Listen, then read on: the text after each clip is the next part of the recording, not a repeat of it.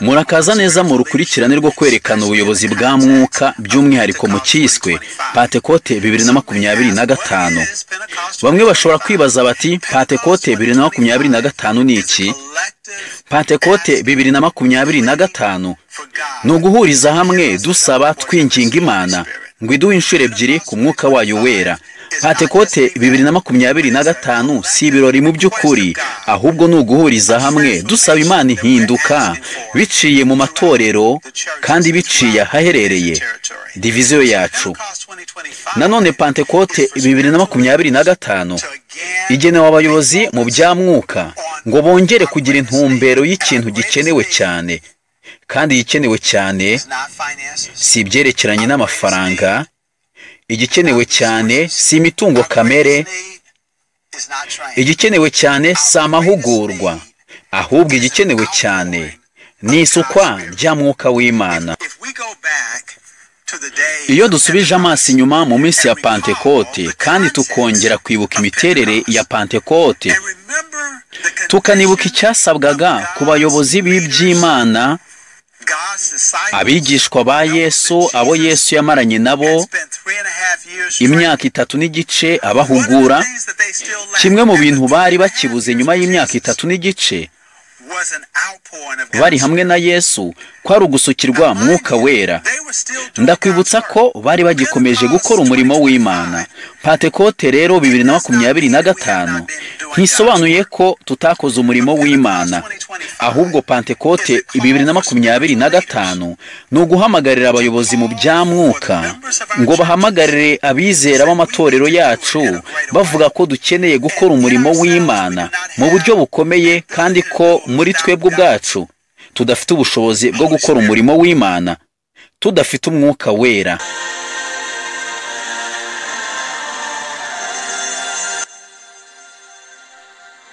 Bari bafite imitima ihuye, bari hamwe bose, bari mu cyumba cyo hejuru y'ibindi, kandi cyari gikinze neza. Imitima yabo yari ikibuka umwami wabo wari umaze kubakurwamo, kandi umusozi bari baramaze gutandukaniraho n'umukiza wabo wari ukibungabunga mu bitekerezo byabo. Amasezerano y'abamarayika babiri bari baraje kubakomeza ubwo bari bakiraramye kandi bababaye mu mitima yabo bitewe no gutandukana n'umwigisha wabo bakundaga. Yaragikabakaba imitima yabo babwira ati, yemwe bagabo b'i Galilaya, ni iki gitumye muhagaze mureba mu ijuru? Yesu bakuwemwe akazamurwa mu ijuru, ntazaza atyo nk'uko mumubonye ajya mu ijuru. Muri icyo cyumba cyo hejuru bari bakibuka amafuti yabo mu myaka yose bamaranye n'umwami wabo, kandi muri icyo cyumba bibukaga ibitotsi bibi bagiriye mu gashyamba ka Getsemani, n'uburyo isaha imwe byibura yabananiye ngo babere maso ubugingo bwabo. Bibukaga amashyari y'ubukuru n'intambara zahoraga zirwanirwa mu mitima yabo zo kurwanira kuzaba abayobozi b'ingoma zo ku isi mu bwami bw'uwo mwigisha bakundaga, maze ibyo byose bibabaza imitima yabo, bifuza ikindi kintu kirenze ibyo. Hejuru muri icyo cyumba bibutse byinshi byo muhashize habo, maze babona ko nta na kimwe bo ubwabo babasha kwikorera, nuko basaba gusohorezwa isezerano umukiza wabo yari yarababwiye avuga ati, bigishwa banjye, ntimuzigere na rimwe muva i Yerusalemu ngo mugire ahantu mujya kubwiriza, nubwo haba mu midugudu ituriye umujyi wanyu wa Yerusalemu. Ntimuzave muri uyu murwa wa Yerusalemu mutarahabwa umwuka wera. Yari yarababwiye ati, muzahabwa imbaraga umwuka wera nabamanukira, kandi muzaba abagabo bo kumpamya. Umwuka wera atarabamanukira, bari batarahabwa imbaraga, kandi bari bataraba abagabo nyabagabo bo kumuhamya. Icyerekana koko atarabamanukira, bari bataraba abagabo nyabagabo bo kumuhamya, ni imyitwarire yabo mu ntambara barwanaga.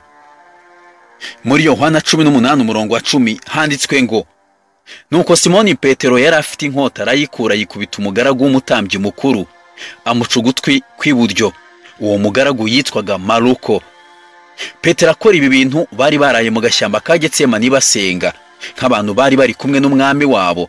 Ntacyo bagombaga kuba bagitinya cyabatera, ariko mu rwubati rwabo bagendanaga ibyuma byo kwitabaza mu gihe bahuye n'abanzi babo. Muri ayo mashyamba bararagamo basenga, baravugaga bati, nta wamenya, ahari umwanzi yadutera, reka twitwaze inkota ngo mu gihe bibaye ngombwa tuze kwitabara. Bari bataraba abagabo bo guhamya umwami wabo, kandi umwami wabo yari abizi ko nubwo agiye mu ijuru abigishwa be bataraba abagabo nyabagabo bo kumuhamya. Maze arababwira ati, ntimuzave i Yerusalemu ntarabaha imbaraga, kuko nimbaha imbaraga aribwo muzaba abagabo bo kumpamya, mutifashije ibyuma n'inkota cyangwa ikindi kintu cyose, ahubwo umwuka wera nzabaha niwe uzatuma murwana kandi mukanesha. Kugira ngo umuntu abe umubwiriza nyawe wo guhamya ibya Yesu, agomba kubanza guhurira na Yesu i Yerusalemu.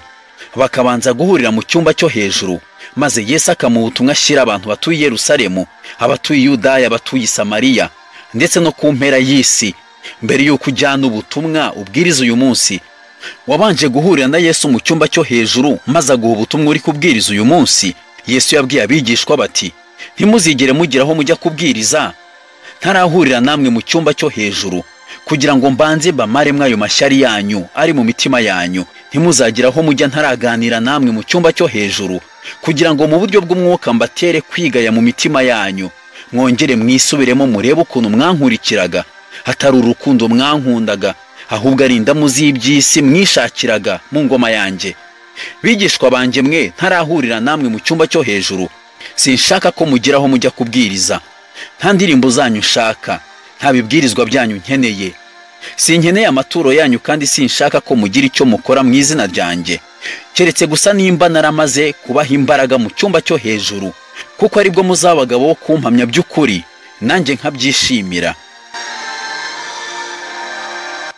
Uyu munsi twuzuye mu makorare, turaririmba abandi turabwiriza, turi abambere mu gutanga icya 10 n'amaturo, kandi turazwi hose ko twatumwe na Yesu. Mbese koko Yesu ni wowe wadutumye ngo tubwirize ab'i Yerusalemu b'uyu munsi? Yesu, ubutumwa dufite n'imbaraga dukoresha mu murimo wawe twabihawe nawe mu cyumba cyo hejuru. None se amashyari n'inzangano no kudahuza biri mu bavuga ko bagukorera biva he? Abigishwa ba Yesu bahuzaga ibyo babwirizaga, kuko wari warabatumye ari umwe. Nyamara uyu munsi ibyo tubwiriza n'ibyo turirimba biratandukanye, kuko wadutumye atari umwe.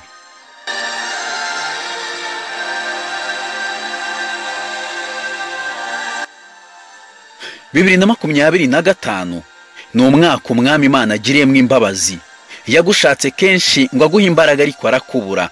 Yagiye ategura amavuna hirya no hino, akemera ko abagabo bakomeye batanga imitungo yabo ngo habeho ivugabutumwa waboneramo imbaraga zizatuma uhabwa imbaraga, ariko arakubura.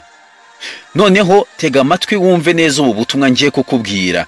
Imana yaguteguriye ibihe byiza byo mu cyumba cyo hejuru, maze ibyita Pentekote 2025. Pentekote 2025 ni iki?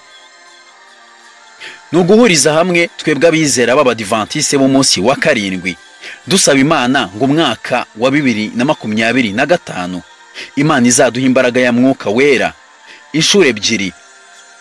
Kuki isi yateguye Project 2025 cyangwa se umushinga wa 2025, none itorero naryo rikaba riteguye Pentekote 2025? Hari impamvu. 2025 ni umwaka dukwiye kubamwo ubukristo bwacu butajenjetse, niba dusuzuma neza ibimenyetso by'ubuhanuzi.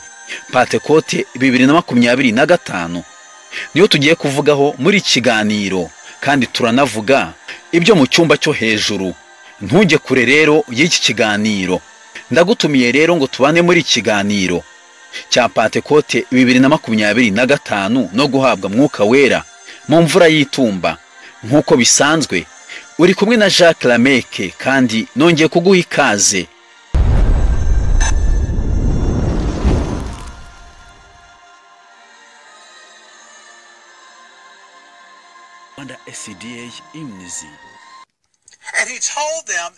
Maze arababwira ati, kizabagira umumaro nuko ngenda, kuko nintagenda umwuka wera atazazaho muri. Kandi Yesu arongera aravuga ati, ngiye kugenda kugira ngo mubone iyi impano ya mwuka wera. Yesu yarazitiwe n'igihe ndetse n'umwanya ubwo yafataga kamero k'umuntu. Nta kuntu biciye mu bumuntu yari kubera hose icyarimwe. Yaravuze ati ariko ngiye kubaha umwuka wera, umwuka wera uzabana namwe, azabana nawe Yakobo mu gihe uzaba uri muri Esipanye, na Yohana mu gihe uzaba uri mu kirwa cy'Ipatimosi, na Barutolomayo uri mu Bufaransa, bityo akabana na buri wese mu gihe kimwe. Haravuga ati kizabagira umumaro nuko ngenda, kuko nintagenda umwuka wera atazazaho muri. Kandi haravuga ngo ubwo basengeraga impano ya mwuka wera, basenga kandi binginga, havuga ko Kristo yari ari mu ijuru, nawe yinginga mu cyimbo cy'abigishwa be bakundwa. Aravuga ati mu gihe muri gusengera mwuka wera, Kristo ari mu ijuru yinginga asabwira ati data baha umwuka wera, wohe Yakobo, wohe Yohana, yohe Pawulo, wohe na Petero, wohe na Barutolomayo. Kandi aravuga nanone ati wumpera amatorero yanjye, wohe diviziyo y'Amerika y'Amajyaruguru, wohe na Union ya Pacifique, na Union ya Pacifique y'Amajyaruguru, na Canada, na Union yo ku kiyaga, na Union ya Amerika yo hagati, na Union ya Colombia, na Union ya Atlantique, na Union y'Amajyepfo. Niyo mpamvu turi mu kwinginga kandi dusaba mwuka wera hano. Yesu ari mu ijuru yicaye iburyo bwa Se adusabira ngo Imana ibashe kuduha isukwa ryayo rya mwuka wera.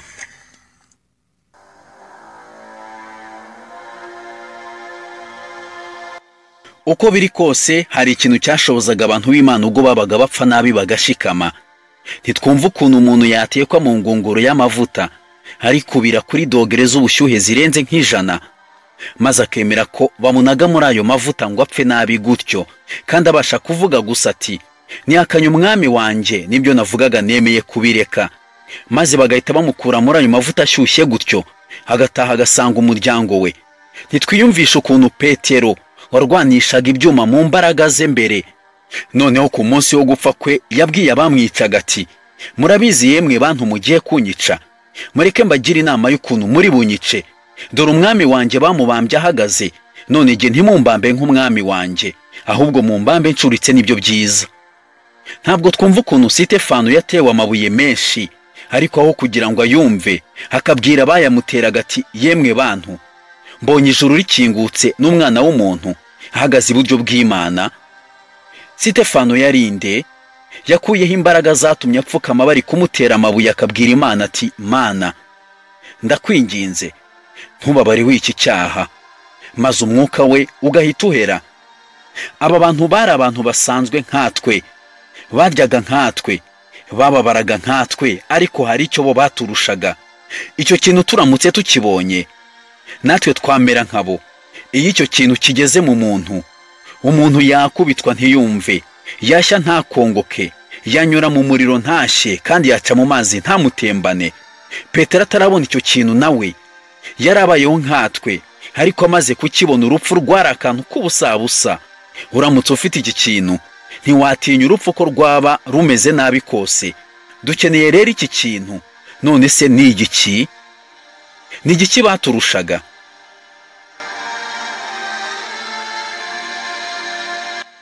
Mu gitabo cy'itorero ry'Abadivantiste mu munsi wa karindwi cyanditswe na Ellen White cyitwa Ibyakozwe n'Intumwa, turasoma kuri page ya 36 handitswe ngo imbaraga tumaga abantu bo mu gihe cyashize bemera gutotezwa bazira Kristo yari iyihe? Iyo mbaraga yari ubumwe bari bafitanye n'Imana Mwuka Muziranenge na Kristo. Ndagira ngo uca akarongo kuri ayo mazina atariyo Imana, Mwuka Muziranenge na Kristo. Izi si Imana eshatu, ahubwo ni Imana imwe yagiye itwiyereka mu buryo bwinshi ngo ibone uko idukiza. Kuko Yesu ubwo yari ari ku isi yari yambaye ishusho y'umuntu mu mubiri, nta kuntu yari kubera hose icyarimwe. Ntabwo byari gushoboka ko aba muri Afurika ngo abari no muri Amerika icyarimwe. Kuko rero yari agendereye kudukiza twese. Yavuze ko agiye mu ijuru, kandi ko nagerayo azatwohereza Mwuka Wera wo kubana natwe hariho hose. Yabivuze muri Yohana 16:7 handitswe ngo ariko ndababwira ukuri yuko ikizagira icyo kibamarira ari uko ngenda, kuko nintagenda umufasha atazazaho muri, ariko ningenda nzamuboherereza. Yesu amaze kugenda ntiyabaye umubeshyi, ahubwo mu Byakozwe n'Intumwa igice cya 2 Umwuka Wera yaraje. handitswe ngo nuko umuriro ubatungura uvuye mu ijuru umeze nk'umuyaga uhuha cyane ukwira inzu bari bicayemo. Reka twibaze tuti Mwuka Muziranenge ninde? Mwuka Muziranenge se ni iki? Mbese twahawe uburenganzira bwo gusobanura cyane ibya Mwuka Wera? Abantu benshi bajya bagira impaka nyinshi bagerageza gusobanura Mwuka Muziranenge uwo ari we. Nyamara kuri iyi ngingo dore aho Abadivantiste duhagaze. Muri iki gitabo cy'ibyakozwe n'intumwa kuri paje ya 21 handitswe ngo kumenya gusobanura neza uwo Mwuka Muziranenge ari we ntabwo ari ngombwa kuri twe. Kristo atubwira ko Mwuka Muziranenge ari umufasha, umwuka w'ukuri ukomoka kuri Data. Ku byerekeye Mwuka Muziranenge bivugwa neza ko mu murimo we wo kuyobora abantu mu kuri kose hatazavuga kubwe, nk'uko byanditswe muri Yohana 15 ku murongo wa 26 no muri Yohana 16 ku murongo wa 13. Kamere ya Mwuka Muziranenge n'ubwiru abantu ntibashobora kuyisobanura kubera ko Imana itayibahishuriye. Barakomeje baravuga bati abantu bafite ibyo bitekerezo bashobora gushyira hamwe amagambo amwe y'ibyanditswe byera maze bakayongeraho imyumvire ya kimuntu. Nyamara kwemerwa kw'ibi bitekerezo ntikuzatuma itorero rikomera. Ku byerekeranye n'ubu bwiru burenze cyane ubwenge bw'umuntu, icyiza ni ukwicecekera. Niwumva abantu rero bigize abahanga bashaka gucukumbura ngo bamenye neza kamere ya Mwuka Wera n'uwo Mwuka Wera mu by'ukuri ari we, ujye wicecekera, ntukagire inyunganizi n'imwe utanga, kuko ibya Mwuka Muziranenge ari ubwiru bitewe n'uko ubwenge bwacu tw'abantu ari bugufi. Imana yarabiduhishe kandi ibyahishwe n'iby'Imana, naho ibyahishuwe ni ibyacu twebwe n'urubyaro rwacu.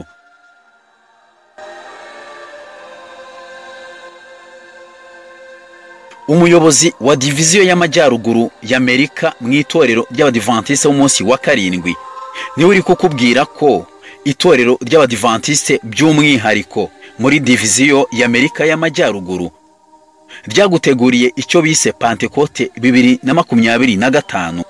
N'ububyutse bwo kubyutsa abizera ngo babyuke basaba imbaraga ya Mwuka Wera muri 2025. Umwaka wa 2025 n'umwaka udasanzwe ku buzima bw'umukristo, by'umwihariko umwizera wese w'itorero ry'Abadivantiste mu munsi wa karindwi. Impamvu uyu mwaka udasanzwe wishemwe amabanga menshi y'umwanzi agomba gutangira na by'umwihariko n'uwo mwaka mu cyiswe umushinga wa 2025 cyangwa Project 2025. Kuki siri gupanga icyiswe umushinga wa 2025 maze itorero naryo rigahita ripanga Pentecote 2025? Mwizera, ukeneye kubyuka ukambara imbaraga nk'iyo Petero yambaye, kandi si wowe gusa uyikeneye, nanjye ndayikeneye.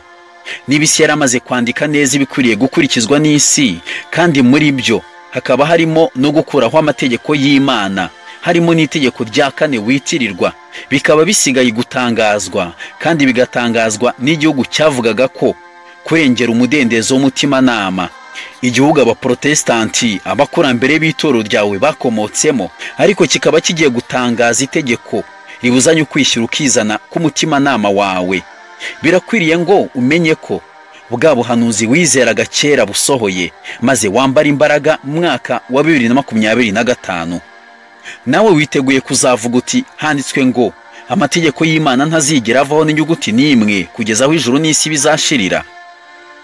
Byo kuzafatanye n'abandi Badivantiste bari hirya no hino ku isi, ndetse n'abandi bazaba bari gusaba imbaraga mu mwaka wa 2025. Ubu byose by'umwihariko buzatangirira muri diviziyo y'Amerika y'Amajyaruguru, kandi buzaba bushingiye muri Matayo 24 ku murongo wa 14.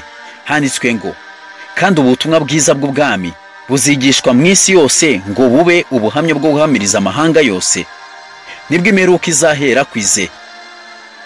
Nkuko byagendekeye abigishwa mu cyumba cyo hejuru, Abadivantiste bo muri Amerika y'Amajyaruguru barashaka kubanza kujya mu cyumba cyo hejuru ngo bambare imbaraga kandi Mwuka Wera abamanukire, bityo muri 2025 bazajye kubwira amahanga ubutumwa bwiza bw'ubwami, kandi ubwo butumwa bwiza bw'ubwami nibumara kwigishwa mu mahanga n'imperuka izahera kwize. Ngaho niba wumvise iki kiganiro, byukura bagirane kugira ngo winjire muri Pentekote ya 2025 ufite imbaraga nk'iz'abigishwa, kandi nubona izi mbaraga nawe nta kizagutera ubwoba nubwo rwaba urupfu. Dusoreze iki kiganiro ku magambo ari mu gitabo cy'ibyakozwe n'intumwa kuri page ya 24 handitswe ngo buri mukozi ugera ikirenge mu cya Kristo azaba yiteguye kwakira no gukoresha imbaraga Imana yasezeranije itorero ryayo kugira ngo isi isarurwe. Buri gitondo uko abamamaza ubutumwa bwiza bapfukamye imbere y'Imana maze bakavugurura amasezerano yo kuyegurira kwabo, Imana ibaha Mwuka Muziranenge n'imbaraga ze zibasubizamwo ubuyanja kandi zikabatunganya. Barakomeje baravuga bati uko bajya ku nshingano zabo za buri munsi baba bafite icyizere ko imbaraga itaboneshwa amaso ya Mwuka Muziranenge irabashoboza kuba bakorana n'Imana. Dukeneye Mwuka Wera, kandi ni isezerano ry'Imana ko tuzamuhabwa nitumusaba cyane ndetse tugatitiriza. Niba ushaka Mwuka Muziranenge nawe, mbere y'uko ujya mu mirimo yawe, ntukibagirwe kuvugurura amasezerano yawe n'Imana uyisaba Mwuka Wera. Muri iyi si utitirije umuntu hari icyo umusaba, arakwinuba akumva uramubangamiye, ariko amagambo tumaze gusoma aravuze ati ni isezerano ry'Imana ko tuzamuhabwa nitumusaba cyane ndetse tugatitiriza. Muri iyi minsi ufite umwanya ngo utitirize Imana maze ikwihera imbaraga, cyangwa uri bize uhuzeho ku buryo ibyo utabifitiye umwanya? Abigishwa bamaze iminsi 40 batitiriza kugeza ubwo Imana yabonye gutitiriza kwabo ikaba icyo bayishakagaho, kandi bamaze kubona icyo bayishakagaho, abatari bafite icyo babonye ari abasinzi baraye mu kabari. Ariko Petero ahagararana nabo 11 arababwira ati aba ntibasinze nk'uko mwibwira, kuko bari isaha ya 3 y'umunsi, ahubwo ibyo mureba ibi byari byarahanuwe. Imana niduha Mwuka Wera mu mvura y'umuhindo n'iyitumba ku rugero ruhagije, abantu bazabona natwe twasinze, ariko tuzababwira nka Petero tuti ntabwo turi abasinzi nk'uko mubyibwira, kuko ibi byari byarahanuwe kandi birasohoye. Ngaho buri gitondo cya 2025 kandi guhera uyu munsi, mureke dutangire gutitiriza dusaba imbaraga tudafite ubu, kandi tuzayihabwa. Wagize neza kubana natwe muri iki kiganiro cyavugaga ibyerekeranye na Pentekote ya 2025. Wakoze.